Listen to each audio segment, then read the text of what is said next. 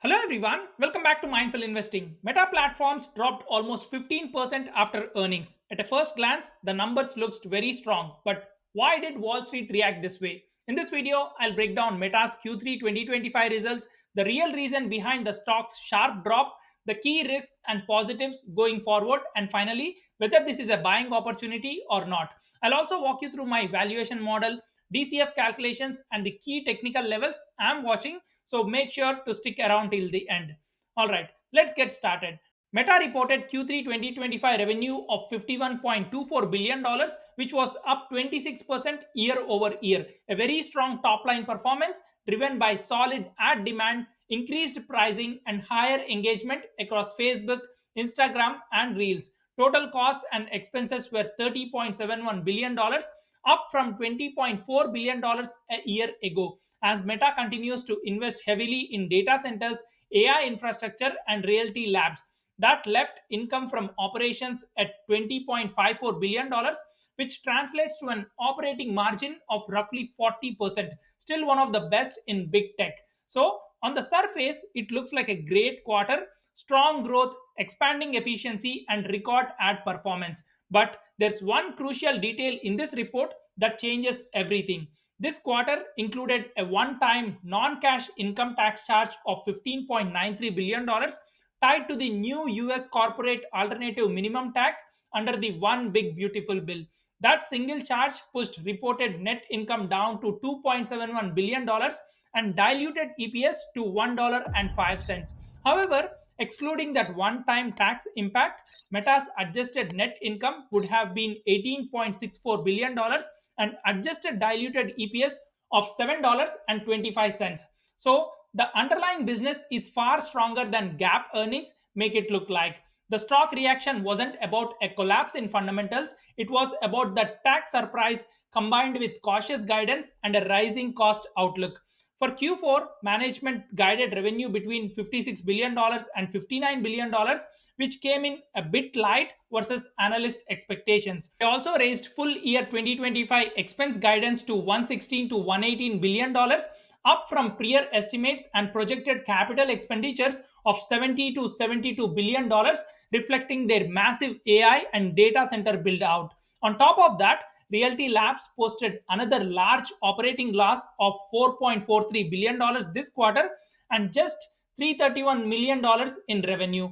Management reiterated that Realty Lab losses will increase meaningfully in 2026 as they ramp AR, VR, and mixed reality investments. So, when you combine the one time tax charge, rising expenses, and heavier capex, investors saw slowing margin expansion and the stock sold off hard. Now, here's the part most investors overlook.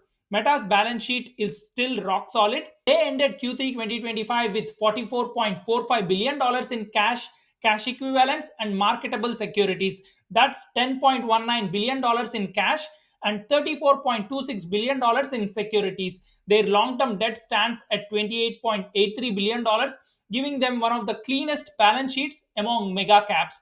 Meta generated $29.99 billion in operating cash flow this quarter and $10.62 billion in free cash flow, up sharply year over year. Over the first 9 months of 2025, free cash flow totals $29.51 billion. That kind of cash generation allows them to fund all AI and metaverse investments without taking on new debt. Meta continues to return capital to shareholders, repurchasing $5 billion of stock during this quarter while maintaining a very strong cash position. Now, let's break down what's working and what's not. The advertising business, which still makes up about 97% of total revenue, grew double digits again. Ad impressions increased 14% and the average price per ad rose 10%, confirming that advertiser demand remains robust. Meta's AI driven ad tools and improved recommendation systems are driving engagement, helping boost Reels monetization, which has now reached break even. That's a big shift from last year when Reels was still dragging on profits. Meanwhile, Realty Labs continues to lose billions, but management is clear.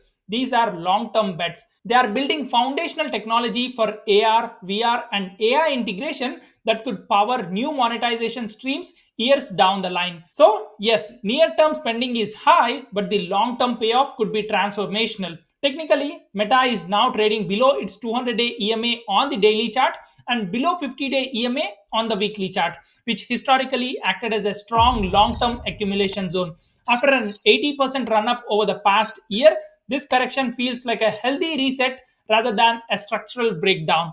Tech overall has been stretched, and with the S&P 500 and Nasdaq heavily weighted towards mega cap names, a pause like this was overdue. I view this pullback as an opportunity for long-term investors who missed this earlier rally. Now, based on my model, in the bull case, I see 106% upside over 5 years, and in the base case, 58% upside, and in bear case, 10% upside. I'm personally leaning towards the base case, and if Meta approaches $1,000 per share, I'll look to take profits and exit my trade. Right now, I've bought 10 shares after the drop and plan to scale in gradually if it stays weak.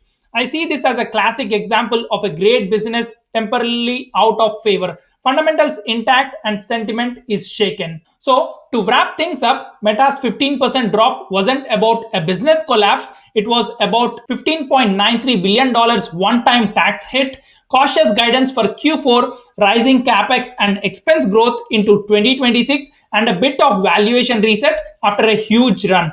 Underneath that, Meta remains one of the most profitable, cash rich, and strategically positioned companies in big tech. Personally, I'm using this pullback to build my position slowly.